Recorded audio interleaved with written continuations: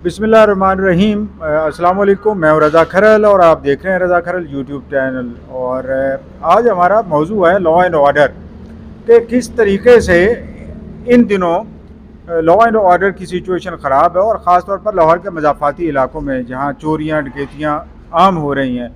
और तो और एक दिन में कई चोरियां और डकैतियां हो रही हैं। और जिस इलाके में यहाँ बैठा हूँ, इस इलाके में तो ये एक रोज़ का मामूल बन चुका है। और लॉ इन्फोर्स करने वाले यानी पुलिस इस वक्त ऐसे ही है कि जैसे इस इलाके में है ही नहीं। मेरे साथ फ़ारूक हैं, ये भी यहाँ पे दुकानदार हैं, ट्रेडर हैं। इनके साथ भी वाक़या हुआ है डकैती का। इसी तरह पूछते हैं कि कैसे हुआ और पुलिस ने क्या रिस्पॉन्स किया। जी फ़ारूक, कैसे हुआ वाक़या?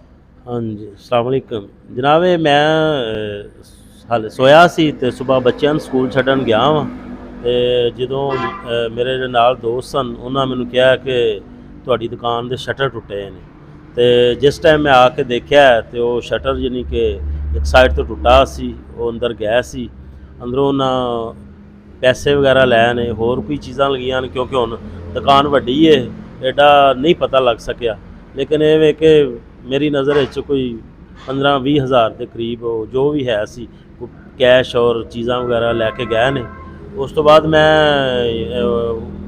कॉल की सी इन्हां ते 15 ते वो तकरीबन कोई लेट ही आए तो फिर वो आए जी की होया जी, दस्या जी यह होया, वेख के वो चले गए ने। आंदे नहीं अच्छा तुहानूं तुसीं आना उत्थे करांगे।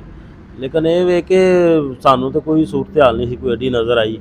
असी फिर गया ही नहीं है, पीछा ही नहीं किया है, क्योंकि पीछा करने का फायदा ही नहीं है। वो अपने आप ही तुसी कोफत च पाना है, क्योंकि अगर कोई चीज़ नज़र आती हो तो बंदा फिर उनका पीछा करता है। अच्छा, उस बच्चे के नाल भी वाक़या पेश आया है? हाँ जी, इस बच्चे अस्सलाम वालेकुम जी। इतना सारा ऐसा होया, 7:15 बत्ती गई है, 8:15 बत्ती आई है। बत्ती गई के दरम्यान एक बंदा आया आटो रिक्शे वाला, आन कहता भाई हवावां भरनियां ने। मैं हवा भरी, कहता भाई वाशरूम करना है सैड ते, 1 मिनट वाशरूम है। मैं कहा भाई सामने कर लो, वाशरूम नहीं इधर है। उधरों वाशरूम करके वापस आए ने, आन के कहते भाई हथ धोने। मैं कहा सामने तांविया पिया पानी वाला, धो लो। कहता भाई आटो रिक्शे दे विच ही पानी, साडी पानी वाली बोतल। उधर भज के गया, उधरों मोदर लैके आया। आन को ने दुकान के अंदर ही कहता मतलब 2 जने सी, एक गई कोई 23 कुछ सालों का, एक बच्चा सी कोई 13-14 सालों का। बच्चे ने तलाशी लई है, नाले समान समून दुकान जो टोपा वगैरह चुक के लै गए। 2500-2600 रुपया से वो भी लै गए, मोबाइल हैंड फ्री सब कुछ लै गए।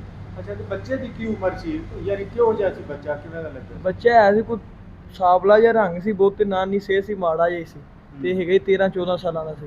जिहड़ा दूसरा सी उन्हें खत वगैरह रखिया सी, वो भी मुंडा कुने कोई 22-23 साल की उम्र। कोई मास्क नहीं, कोई कुछ नहीं। 15 मिनट मेरे कोल खलोते रहे। 15 मिनटा बाद उन्होंने आवाला द्वारा देखा बत्ती गई सी। मैं कल्ला था, त्वार का दिन सी, मार्केट बंद सी, तो लै गए सब कुछ।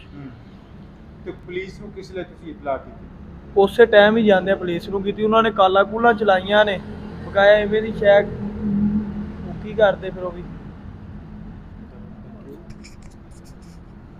आप बताएं आपके साथ क्या वाक़या, कैसे हुआ? मेरे साथ तकरीबन 5 से 6 वाक़े ऐसे हुए हैं जो कि मैंने रिपोर्ट भी कर चुका हूँ। जिसमें से सबसे पहले मेरे साथ एक फ्रॉड हुआ था 4 बैटरियों का, और मैंने पुलिस को बाकायदा रिपोर्ट करवाई। उसकी दरख्वास्त 3 दफ़ा दी, रिटर्न दरख्वास्त भी दी, लेकिन उसने FIR अभी तक नहीं की। हालांकि वो मुलज़म भी गिरफ़्तार हो चुके हैं फैसलाबाद थाने में, लेकिन उसके बाद भी कोई एक्शन नहीं हो। उसके अलावा हमारी दुकानों के ताले कई दफ़ा टूटे हैं।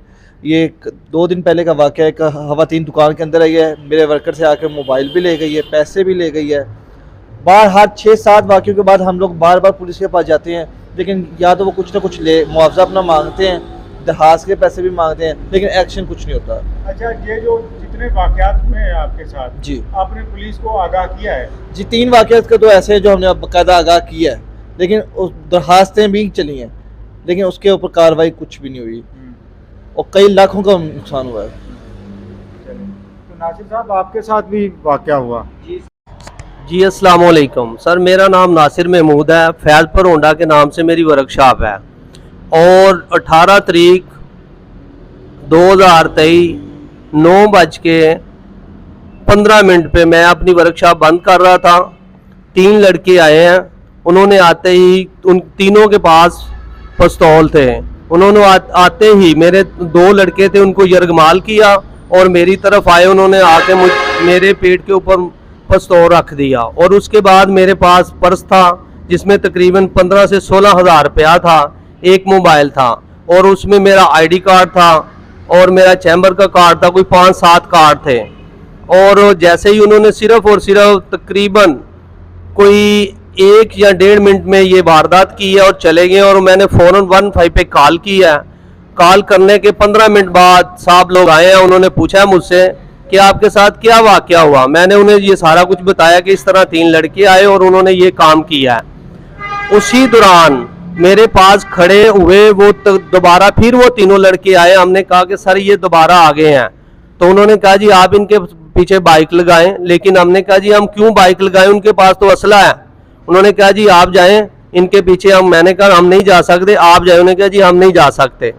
उसके बाद मैं चौकी चला गया कोल नूर शाह और जाते ही उन्होंने मेरी एप्लीकेशन लिखी SHO के साहब के नाम। और जैसे ही वो एप्लीकेशन लिखने के बाद उन्होंने कहा जी अपना अपना मोबाइल नंबर जो है ना उसका नंबर दें। मैंने कहा जी वो तो मेरे पास नहीं है, घर में डब्बा है।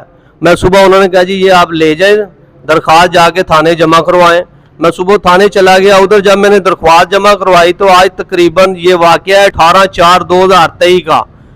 और मैं 3 बार चौकी कोट नूरशाह भी जा चुका हूँ और मैंने उनसे रिक्वेस्ट की है सर मेरा क्या काम हुआ है कि नहीं हुआ। वो कहते हैं जी हम मुजरम पकड़ रहे हैं, जैसे ही पकड़े जाएंगे फिर आपकी FIR दर्ज होगी। तो मेरी एप्लीकेशन जो थी वो तो मैंने उधर मूव कर दी, लेकिन उन्होंने जो एप्लीकेशन दर्ज की है उसमें उन्होंने ये कर दिया है कि उसके गुमशुदगी की एप्लीकेशन उन्होंने की है। हुआ डकैती का मामला है लेकिन एप्लीकेशन जो दर्ज हुई है वो गुमशुदगी की उन्होंने कर दी है। एप्लीकेशन उन्होंने खुद लिखी थी और जैसे ही उन्होंने एप्लीकेशन लिखी, जी सर ये सर एप्लीकेशन की है कॉपी। अच्छा, और इसको उन्होंने गुमशुदगी में, हाँ जी उन्होंने गुमशुदगी में उसको कर दिया है। तो एप्लीकेशन जो लिखी है उनके ही वो ये है, और वो ये है उन्हीं ही के एक मुहर्रर हैं या जो भी हैं वो उधर बैठते हैं।